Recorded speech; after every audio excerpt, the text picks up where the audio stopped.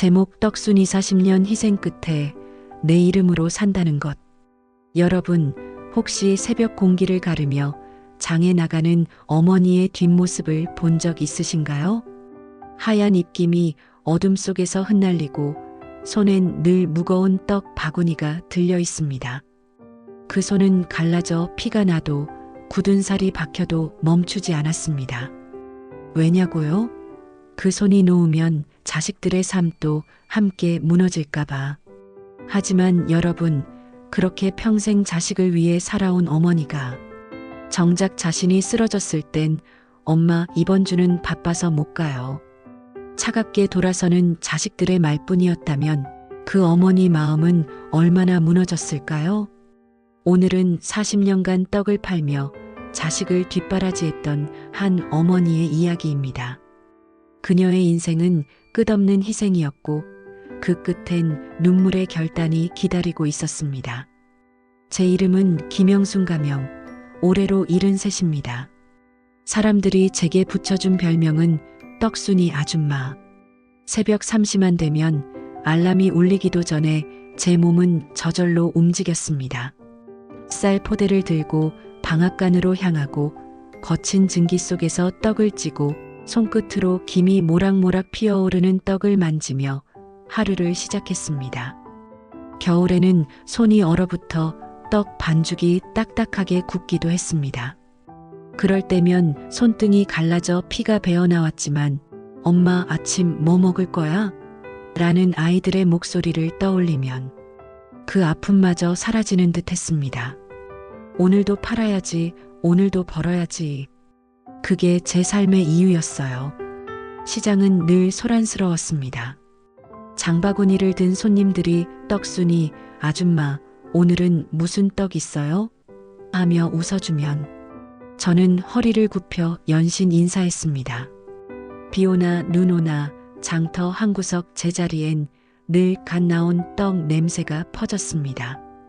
제 손님들은 제 떡을 사가며 이런 말을 했습니다.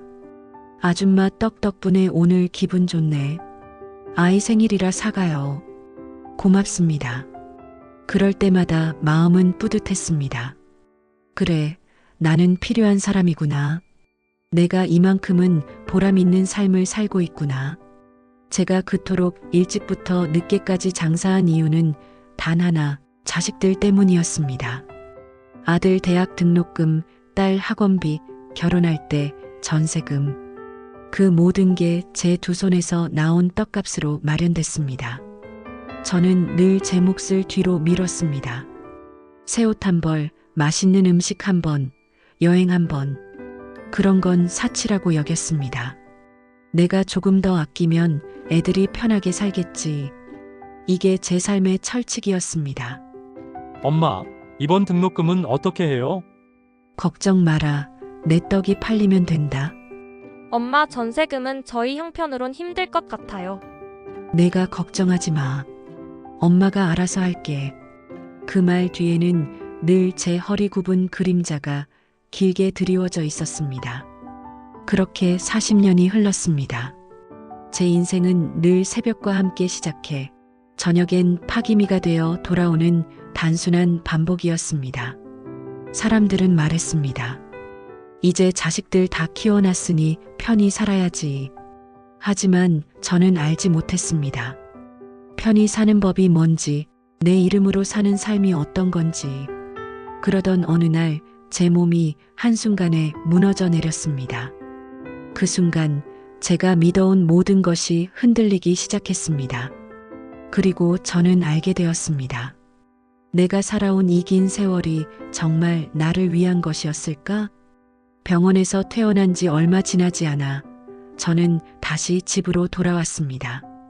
허리 통증은 여전했지만 가족 앞에서는 아무렇지 않은 척해야 했습니다.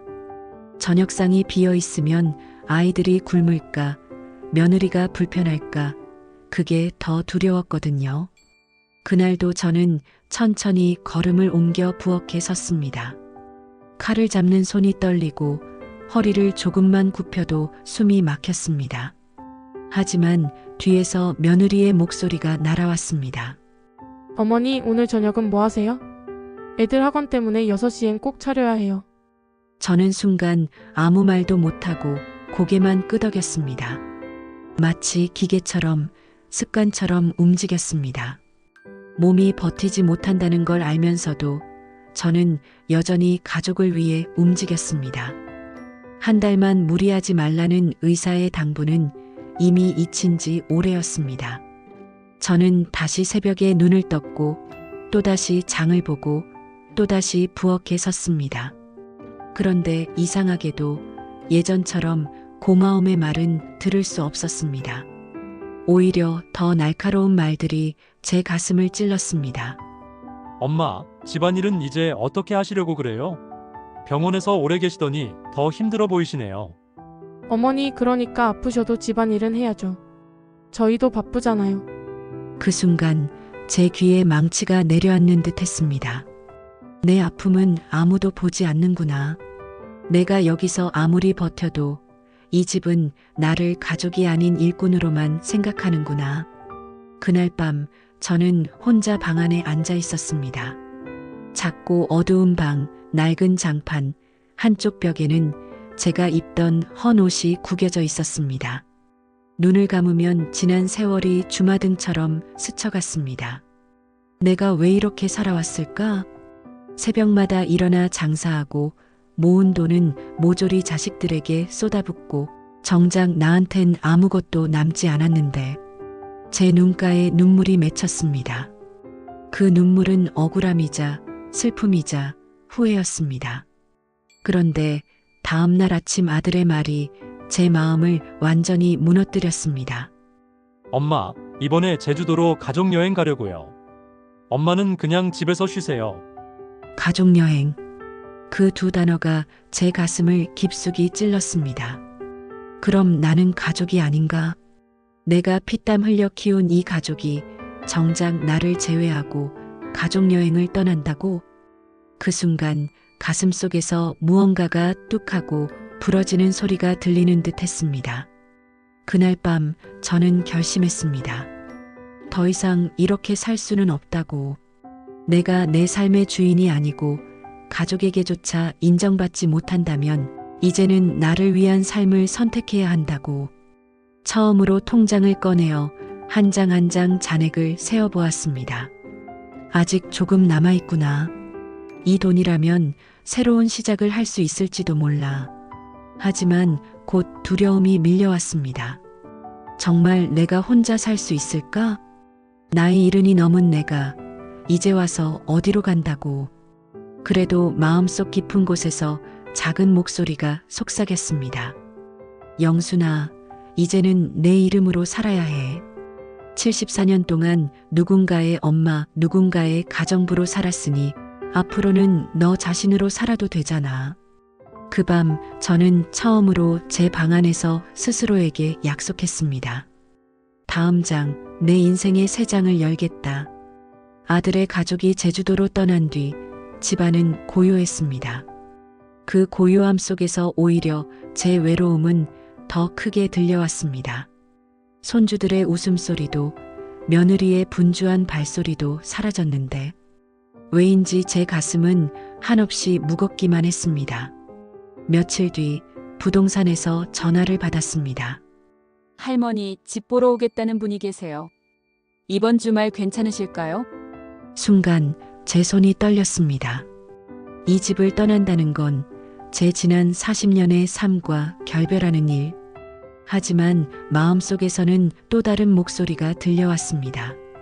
이제는 나를 위해 살아야 해. 이 집은 내 감옥이었잖아. 그날 밤 저는 자식들에게 마지막으로 기대를 걸어보기로 했습니다. 혹시라도 진심으로 붙잡아 주지 않을까? 한 번만이라도 따뜻한 말을 해주지 않을까?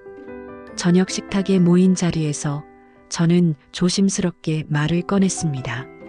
얘들아, 엄마가 요즘 몸도 그렇고 앞으로는 어떻게 살아야 할지 고민이 많다. 아들은 고개를 들지도 않고 휴대폰만 보며 대답했습니다. 엄마, 그 얘긴 나중에 해요. 지금 회사 일로 정신이 없어요. 며느리 역시 무심하게 덧붙였습니다. 어머니, 저희도 요즘 살기가 빠듯해서요. 그냥 요양원 알아보시는 게 좋지 않을까요? 그 말이 끝나자 제 목구멍이 막혔습니다. 숨이 쉬어지지 않았습니다. 내가 평생 일궈온 집인데, 내가 모은 돈인데, 결국 나는 짐이었구나. 며칠 뒤 허리 통증이 다시 심해졌습니다. 그날은 혼자 일어나지도 못한 채 방바닥에 누워 있었습니다. 전화기를 붙잡고 아들에게 전화를 걸었습니다. 준서야, 엄마가 너무 아프다. 좀 와줄 수 있겠니? 잠시 침묵이 흐른 뒤 아들의 목소리가 들렸습니다. 엄마, 미안해요. 오늘은 회의가 있어서. 수화기를 놓는 순간 저는 알았습니다. 내가 아무리 도움을 청해도 이제 이 집에선 나를 지켜줄 사람이 없다는 것을. 하얀 천장을 바라보며 눈물이 흘러내렸습니다. 내가 이렇게까지 살아야 했던 걸까? 내 삶은 도대체 어디 있었던 걸까? 그때 창문 너머로 바람이 불어왔습니다. 바람에 흔들리는 커튼을 바라보다가 문득 오래된 꿈이 떠올랐습니다. 젊은 시절 친구와 함께 바다를 보며 언젠간 꼭 그림을 배우고 싶다 말했던 순간, 그 소망은 늘 제 안에 있었지만 자식을 위해, 가족을 위해 미뤄야 했습니다. 그날 밤 저는 작은 다짐을 했습니다. 그래, 더는 미루지 말자. 이제부터는 자식이 아니라 김영순이라는 이름으로 살아가자. 손을 뻗어 부동산 계약서 위에 제 이름을 또박또박 써내려갔습니다. 볼펜 끝에서 떨리던 잉크가 종이에 번져나가며 제 마음도 함께 떨렸습니다. 그리고 마지막으로 혼잣말을 했습니다. 내 인생 내가 지켜야지. 이번엔 꼭 집을 떠나기로 한 결심은 했습니다. 하지만 새로운 삶은 두렵고 낯설고 불안했습니다. 정말로 제가 잘 해낼 수 있을까요? 정말로 저 혼자 다시 시작할 수 있을까요? 이 위기를 과연 어떻게 극복할까? 그 질문만이 제 마음에 남은 채 저는 또다시 새벽을 맞이했습니다. 집을 팔기로 한 결심이 굳어지자 제 마음은 묘하게도 가벼워졌습니다. 두려움이 완전히 사라진 건 아니었지만 적어도 더 이상 흔들리지 않았습니다. 저는 이삿짐을 하나씩 정리하며 지난 세월을 돌아봤습니다. 낡은 옷, 오래된 장판, 손때 묻은 그릇들 모두 버리면서 알았습니다. 이제는 진짜 나 자신만의 삶을 살아야겠구나. 고흥사두의 작은 집으로 이사한 첫날, 창문을 열자 바닷바람이 밀려왔습니다. 비릿하지만 시원한 바람. 그 순간 제 가슴이 뻥 뚫리는 것 같았습니다. 고흥사두는 바다가 편안하고 석화가 많이 나고 사람들은 친절하고 인심이 후한 마을입니다. 뱃머리를 닮았다 하여 사두라고 하였다고 합니다. 옛날 엄마와 같이 조개 잡던 기억이 납니다. 잔잔한 바다와 풍광이 정말 아름다운 마을입니다. 아침마다 바닷가를 걸었습니다. 작은 강아지 아리와 함께 파도를 보며 산책을 했습니다. 처음엔 낯설고 쓸쓸했지만 조금씩 웃음이 나오기 시작했습니다. 그래, 나도 이렇게 웃을 수 있구나.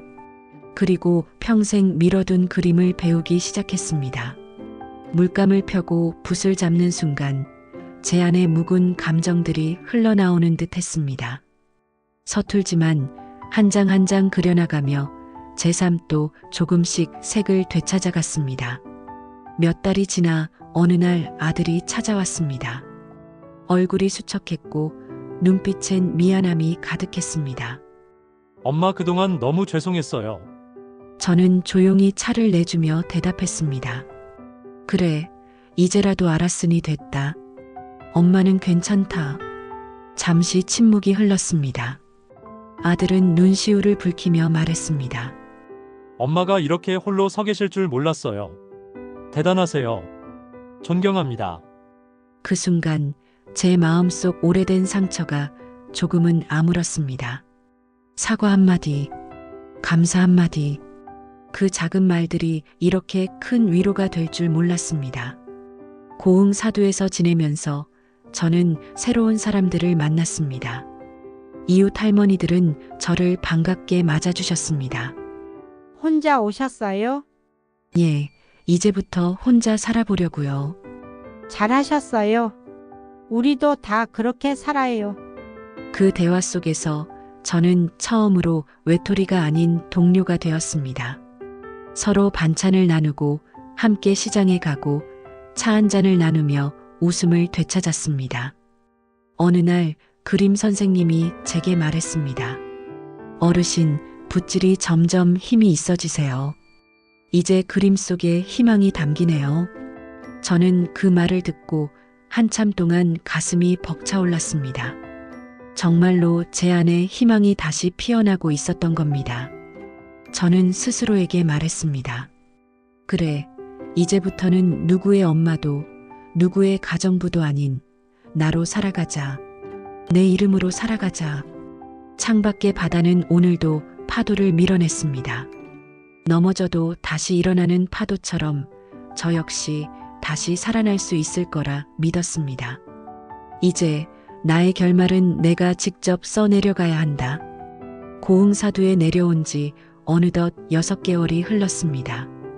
처음엔 낯설었던 바닷바람이 이제는 제 일상의 위로가 되었습니다. 매일 새벽 아리와 함께 바닷가를 걷고 작은 텃밭에서 채소를 가꾸며 그림을 그리는 살. 이 모든 것이 저에게는 꿈같은 회복이자 선물이었습니다. 무엇보다 달라진 건 제 얼굴이었습니다. 거울을 보니 예전엔 볼 수 없었던 미소가 자리 잡고 있었습니다. 어느 날 아들이 다시 고흥 사두를 찾아왔습니다. 이번엔 가족과 함께였습니다. 며느리도 손주들도 함께였지요. 그들은 제 작은 집에 들어서자 잠시 멈칫했습니다.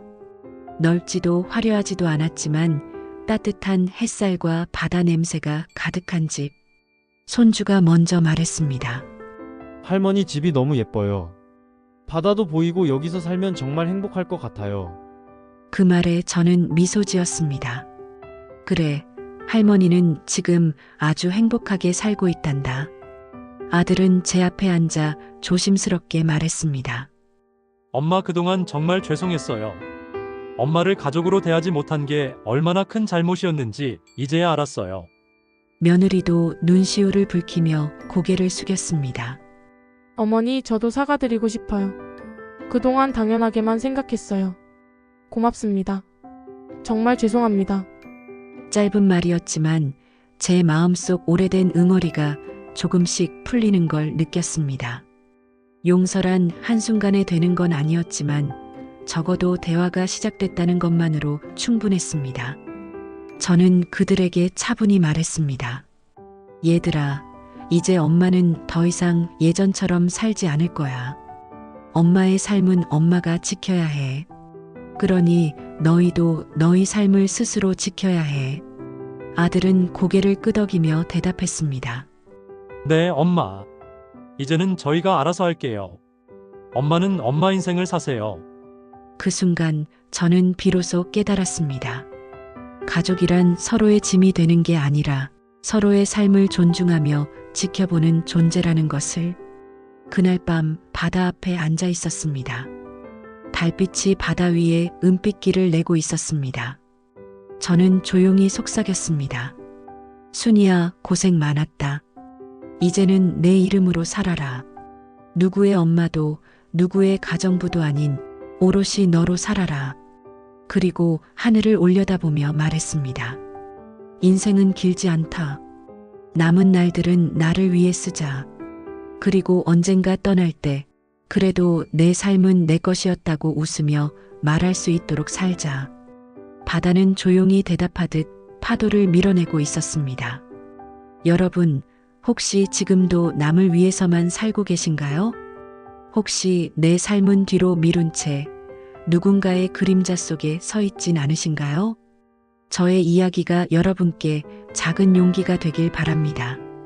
지금이라도 나를 위한 삶을 살아도 괜찮다. 이 말이 오늘의 메시지입니다. 여러분, 인생은 너무 짧습니다. 그러니 오늘만큼은 내 마음을 위해, 내 이름을 위해 살아보세요.